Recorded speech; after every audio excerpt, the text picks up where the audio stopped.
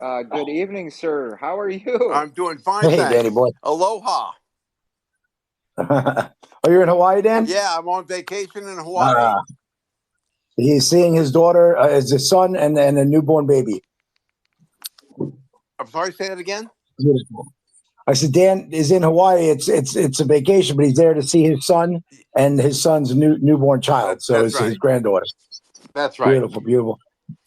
Dan, we got together here tonight. We're just talking about all different things, and I know that we're a little bit limited as to what we can discuss because of the S1 and the SEC with the uplist process and all that stuff. But some people had some questions on the general functionality of the bond, and not to disclose anything we can't, but maybe we could just give a little bit of a mini update as to what's happening there. And I appreciate you jumping on such short notice, bud. And I'm going to jump in real quick before you jump in, Dan. Frank, I think you should give a little The introduction. It was kind of last minute that we got Dan in here, and I don't know that visited everybody knows who us. Dan is. So, Okay, Dan is the Can you hear CEO of me? Clean Vision. I've been with Clean Vision for over 3 years, and Dan and I, we've been, hand in hand in this from the very beginning. So I appreciate him jumping in a little bit and answering any questions that he can regarding this. I'm assuming that he doesn't have a ton of time. He's with his family, but we'll try to we'll try to get a few things out there. Dan, the main question was, how does this? Can you kind of explain the mechanics of the bond a little bit? Just how does that work? Yeah, How is it collateralized, things like that? yeah. And you guys can hear me, right? Very well, thank you. Okay, we can good. hear you, Dan. Can you hear us okay? We can hear Yeah, I you, can. but Yeah, yeah. okay, great. So, as we announced in the press release several weeks ago, the advisory firm, the financial advisory firm Grant Thornton, approached us to launch a bond, a green bond in Europe. And we've been down the path now with Grant Thornton for probably 3 or 4 months, actually, maybe 3 months. So they've sponsored the effort. They're doing all the legal, and we've engaged them for also all of the international tax so that we can do as much tax avoidance as we can so we can use the money in multiple jurisdictions. The country of Georgia, all throughout the US, in India, in Morocco, and we have to be very cautious about how we set things up from a tax perspective, international tax perspective. Part of that was to establish a company in the United Kingdom, Clean Seas UK, and a company working in concert with basically an administration company called Super Global. They use the word administration. We would call it compliance over here. So what's going to end up happening is the Super Global company is going to assign us a compartment, is what they call it, essentially a shell in Luxembourg. So all of the financing that happens as a result of the green bond, that vehicle, the money will flow into Luxembourg, from Luxembourg to Clean Seas UK under a tax treaty between Luxembourg and Great Britain, and then distributed from UK out to the subsidiaries. That's the structure of how the money will flow.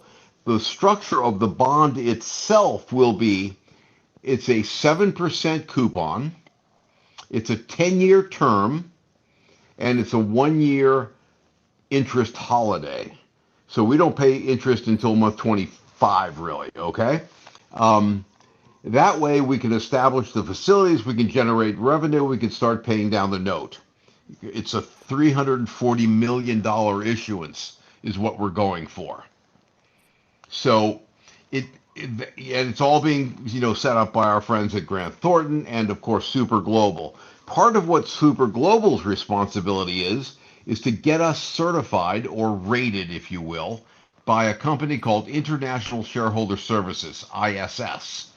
They are in the midst of completing, I should say, um, uh, an audit, a green audit for us, so that once we have their sign off, which we hope is imminent, probably next week, they will then certify that this is a clean investment so that any company, any institution, any investor that's looking to put their capital into an ESG investment for whatever reason, whether it's just a feel-good investment or whether they can avail themselves of the tax benefits of making an ESG type of financing. Doesn't matter to me. In any case, it's going to need the ISS stamp of approval, and we'll have that next week. So we expect that we will be issuing this bond come January 8th or 9th. No point in doing it next week. Nobody's in their office. Second week of January, we're going to hit the ground running is our plan. Okay? That's the way the bond will work. It is not uncommon for ESG bonds to operate like this with an ISS rating, with a sponsor. In this case, our sponsor is Grant Thornton, and be an unrated, unlisted green bond. That's very common in Europe. Okay, so that's basically what we're doing. Appreciate it. Dan, my general, actually, Swing, what's up? All right. So this was, I think you guys announced that back in like October of 2023, Dan? Yeah, something like that. I don't have the exact date in front of me, but that sounds about right. All right. So this bond is what type of bond? Security bond? I mean, is it like backed by something? I mean, it's a green bond, so it carries the ISS rating. It's unsecured and it's unrated. It's what they call a gray market bond. And in Europe, in the EU, gray market bonds, as long as they have ESG approval, ISS in this case, are easily sold, is what I'm being told. Now, easily sold and money in the bank are two different things, as you guys know. And we'll find out very early in January how soon we can start subscribing. One of the interesting things about this bond, though, is that the money is not escrowed. So that as soon as we start drawing it down, that investment starts accruing interest, but we have access to that capital. Okay. So from the business model, I mean, because look, Dan, I've always been a fan. I love the technology. I love what you guys are doing with the oceans. So let me ask you this. Is there a plan moving forward to actually garner more attention when it comes to CLNV, Clean Vision, with other contracts, whether it be internationally or even, in the U.S. or Canada? Number one. But number two. Go ahead. To do what? Well, say that again. To do what in number one? Okay, so let me simple that up for him. How do you plan on expanding the reach of the company going forward? You plan to expand to Canada or Europe? Yeah, I'm here. You got me? Yeah. What did you just say?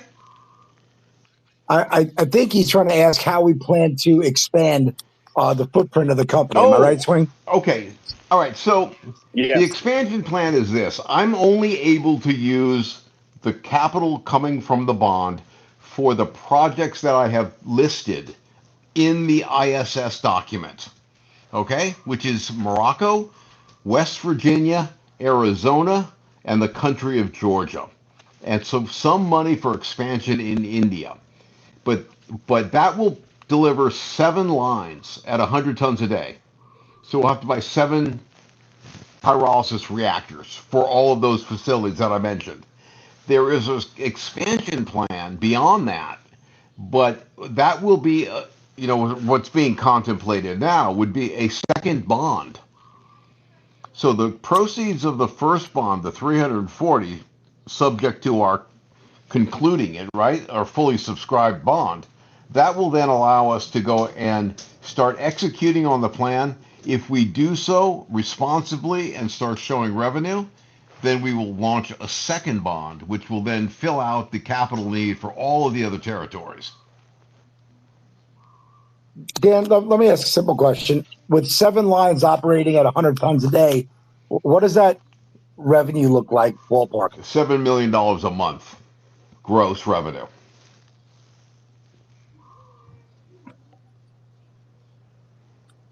So 7 lines a day. So you're talking about roughly about somewhere around 100 million a year. Yep. Is that right? Yep.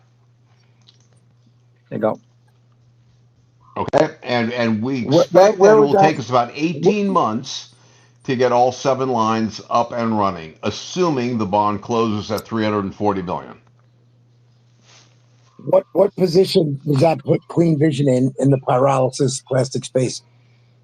As far as industry, What are we number 10, number 20? our largest competitor right now is trying to get to 100, and they're failing miserably because their tech sucks. So if we are able to do half of what I said, we're 3 times larger than our nearest competitor. There you go. So if I can, and Dan, I ask this question every single time. Again, welcome to the conversation, Dan. Hello, my friend.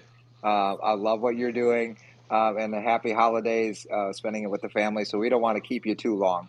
But as far as technology goes, I know that was a question that was previously asked. Have you gotten any further along with looking at what was it, the French unit versus the other unit? Does that matter at this point, or is it something you're still looking at as far as We have decided on the technology.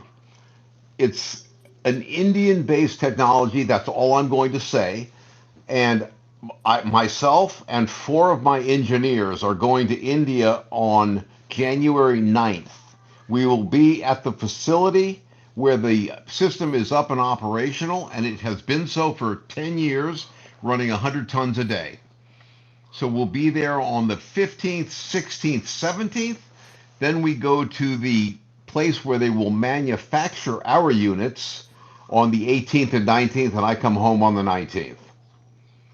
So I am 100% confident in the technology that we'll be deploying right away.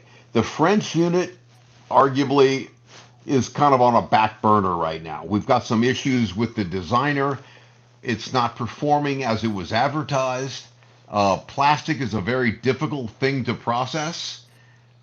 You have a lot of difficult byproducts, wax being one of the biggest issues, and it's not handling the feedstock well, from what we're hearing. So I am not taking any chances with this green bond. I'm going to put 7 Indian facilities up literally around the world and start generating revenue as the largest pyrolysis company in the world, so that we can launch a second bond, get our portfolio up into whatever it would be, hopefully in the order magnitude of thousands of tons a day globally, and then start looking at what petrochemical company we should be entertaining an exit with.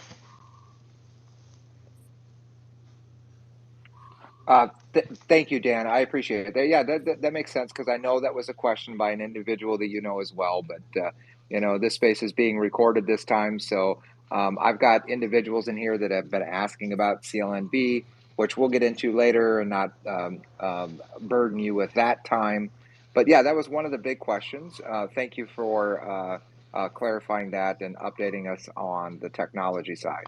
If I could, Dan, unless Frank's got another question or somebody else, um, you know, can you just explain your thought process again? I know I've asked you this before, your thought process on looking at alternative types of financing.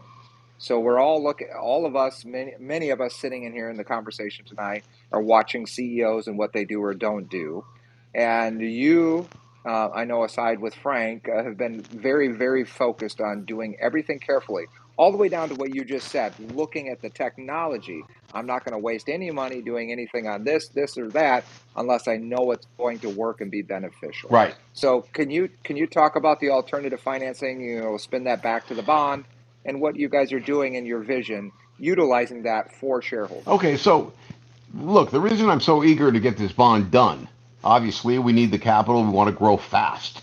It's non-dilutive, right? It's debt, of course, but we can service the debt based on the way we've modeled out the business. So I'm not worried about that. I don't want to bring on any more dilution if possible. Now, I'm saying that in the midst of the fact that I've got to get a bond done. We don't know how long that will take. It could be a week, it could be a month, it could be a quarter. I don't know. We'll know as soon as we issue the bond and we start soliciting it for investment. And that means if I have to bring on a little bit of debt along the way or a little bit of dilution along the way, it is what it is.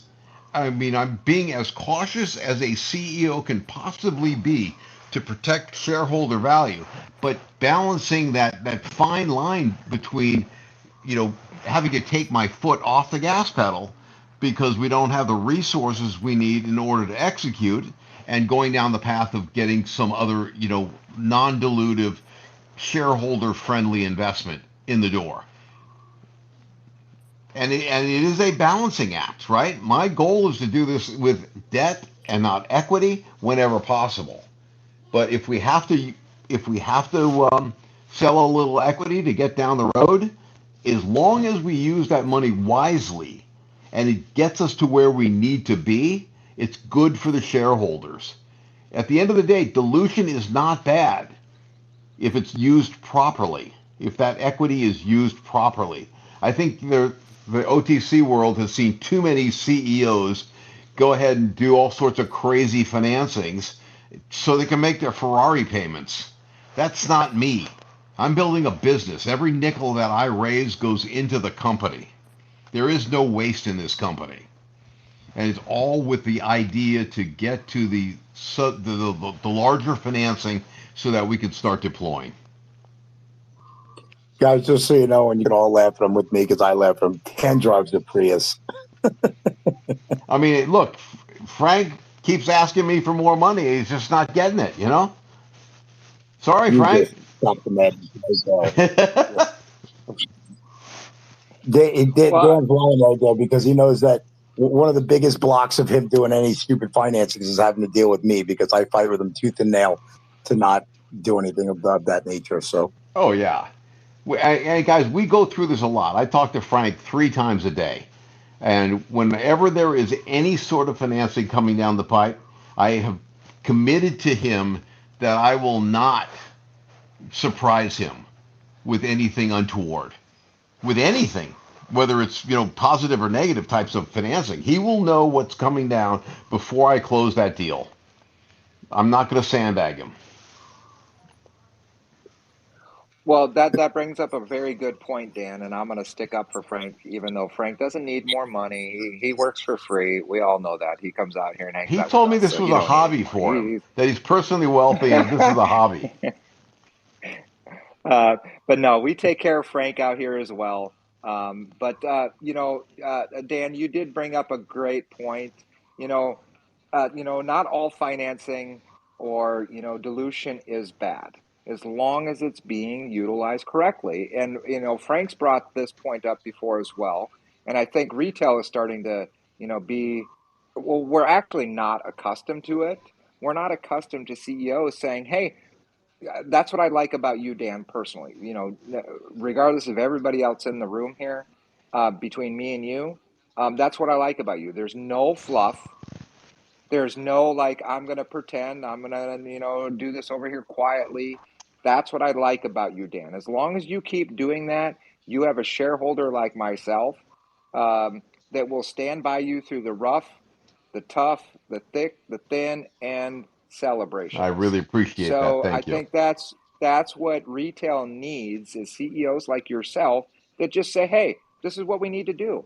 We got to keep the lights on. We got to do this. This is what we're doing. We're not wasting money. And I'm going to be honest with you, and we'll stand with you by your side through that because we believe. So that's a super important detail I think retail needs to Thank hear you. on somebody like Yeah. yourself and be mindful of with other CEOs. Well, look, it's also a perception issue for other investors and other opportunities. If we curl up and, crawl into our shell because we can't afford to keep going fast, the market's going to see that. The market's already starting to say, who the heck is Clean Seas? How are they able to get all these deals all over the place? When I'm talking to these major chemical companies, and they're major companies, guys, you know the names. I'm not going to say them. And they tell me, how did you secure this portfolio? We've read your press releases. Our portfolio is bigger than everybody else's exponentially. Okay? And it's a question of execution. So if I have to take my foot off the gas and slow down a feedstock deal or slow down the conversations for new opportunities, that just doesn't look good to the market. I need to go hard, I need to go fast, and keep these conversations active and alive so that first quarter of next year, they're meaningful. And when the bond closes and we start breaking ground in the jurisdictions that I've mentioned, and they've been publicly announced, these chemical companies are going to be calling me. And if you guys want to go take a look at a Dow Chemical shareholder, not it wasn't excuse me, it wasn't a shareholder um, report. It was the CEO of Dow was on CNBC, I believe it was, basically saying he needs 1 million tons of pyrolysis oil, plastic pyrolysis oil, a day, I believe it was, in order to meet his demand. 1 million tons a day. That is just such a gigantic number that, I mean, the industry, complete industry, is probably doing maybe 1,000 tons a day right now. And he's looking to get to 1 million. Well, how's Dow going to do that without acquiring every little pyrolysis company on the planet? They're going to aggregate it. They can't do it themselves. And you can go look up that article or that interview. It was public. It was public about, I guess, 3 or 4 weeks ago. My phone rang off the hook when our colleagues heard that.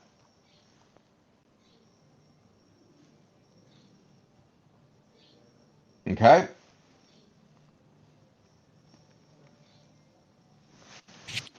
Dan, I have another area that I wanted to possibly discuss. Uh, West Virginia.